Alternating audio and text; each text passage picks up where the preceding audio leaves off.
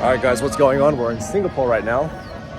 We are at the Marina Bay, so that's a hotel where all the influencers take their infinity pool photos, and here's a city skyline behind me. Singapore is like the Dubai of Asia. Now today's video is very important because I came here for work and I wanted to talk to you about the truth about being a digital nomad entrepreneur. Because the thing is, like, you may see ads all the time of like digital nomads like flexing their lifestyle, traveling everywhere, partying it up, skiing, doing all that kind of fun stuff. The truth is that might constitute like 2% or 1 or 2% of my life, because what digital nomads really do is wake up and check their Facebook ads. What they really do is just make content and they're on Canva 90% of the time, just making iterations of their winning ads and testing Facebook ads. I mean, if you're an e-commerce guy like me, right? So it's not actually like partying, because trust me, if you're partying all the time, then when are you working? And when are you working? The truth is, like, yeah, like you're doing ads. You're sitting at home in your underwear, doing ads, or watching a YouTube video on how to make ads better.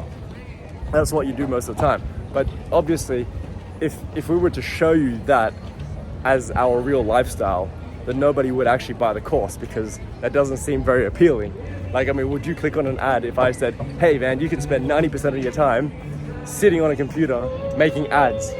And you're not gonna do that.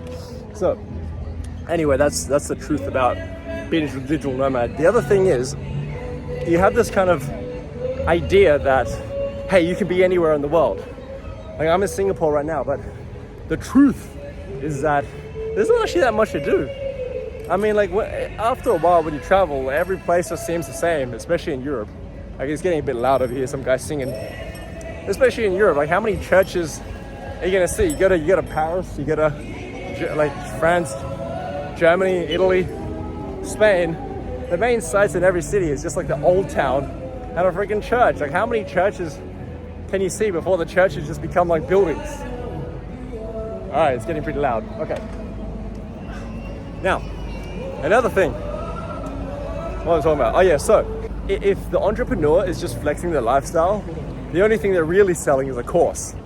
So I'm not saying that their course might be good. The course might be good, but you know, let's just know that when you do become a digital nomad entrepreneur, you're most likely going to be sitting in front of a computer, just doing the same shit of testing ads the whole time.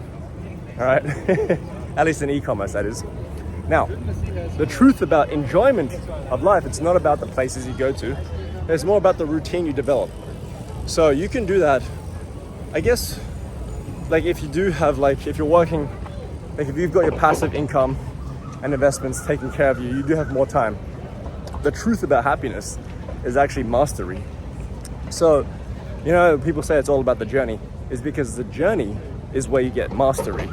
So like, when you're making, say, 100 or 200 or 300K a month, the happiness you get from making 100K a month to 400K a month, for me, it didn't change at all. Like, I am just as happy as I was when I made 100K or when I made 400K. In terms of, like, you know, but my lifestyle hasn't changed. But I guess what has changed a little bit is my level of mastery. So it's kind of like every time you learn a new skill and you get better, when you're getting better at that skill, that's where the happiness comes.